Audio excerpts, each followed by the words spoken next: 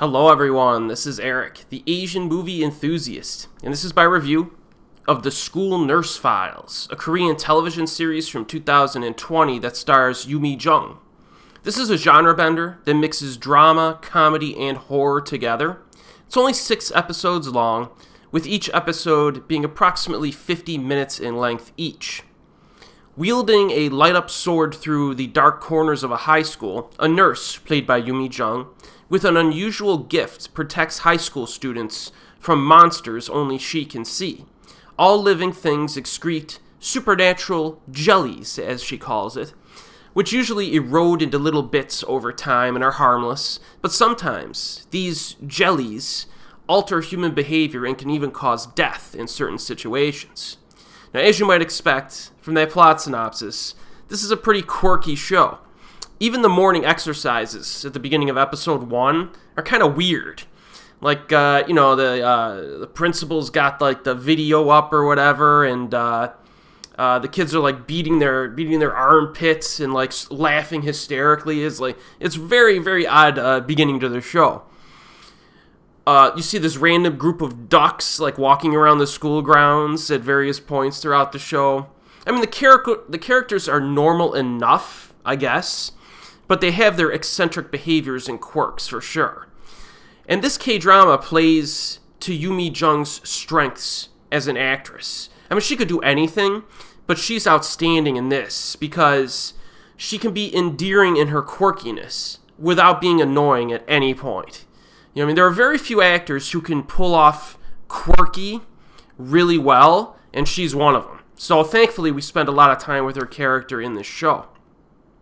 Sori Moon from Oasis has a supporting role as a friend and advisor to our lead.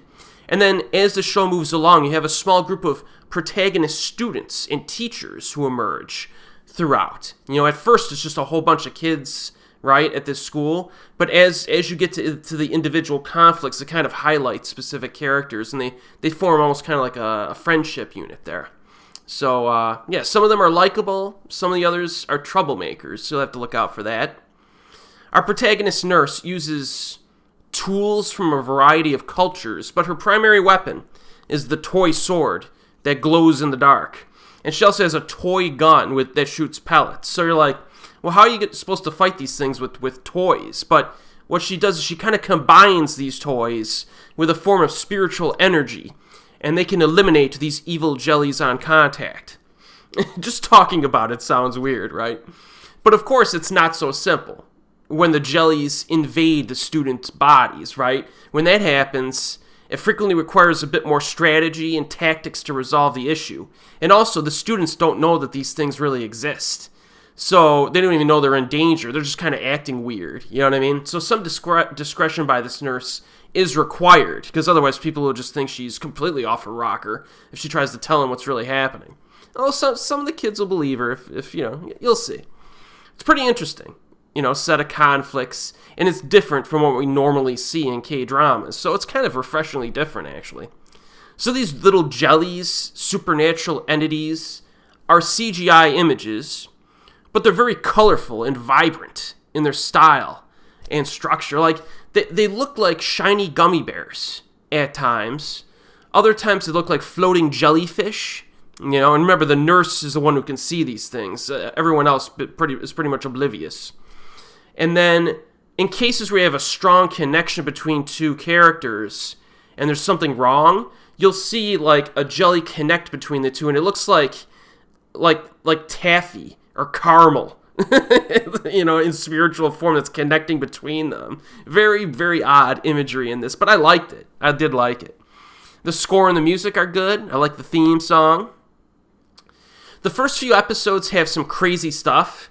You know what I mean? Sometimes K-dramas will do this, where they'll throw some crazy stuff during the first few episodes to make sure it grabs your attention. It almost feels like a climactic battle of sorts at the beginning of episode 2. But the show does calm down a little bit thereafter.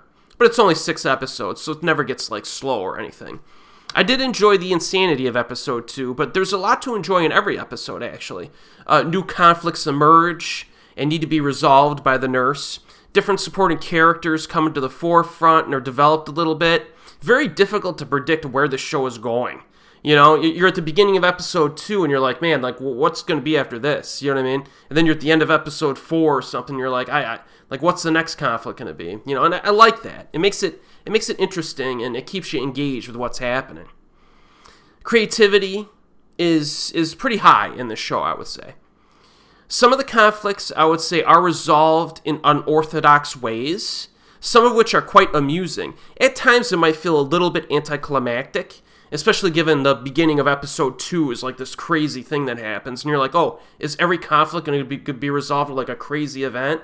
But that's really the only one, or one of the few in the show that are like that. The rest of them are almost like, you know, like strategy, trying to do specific little things to eliminate the jellies that are causing problems. It's kind of interesting here. And yeah, I mean, that's really all there is to say about this. Yu-mi Jung is really good in it. It's a creative K-drama.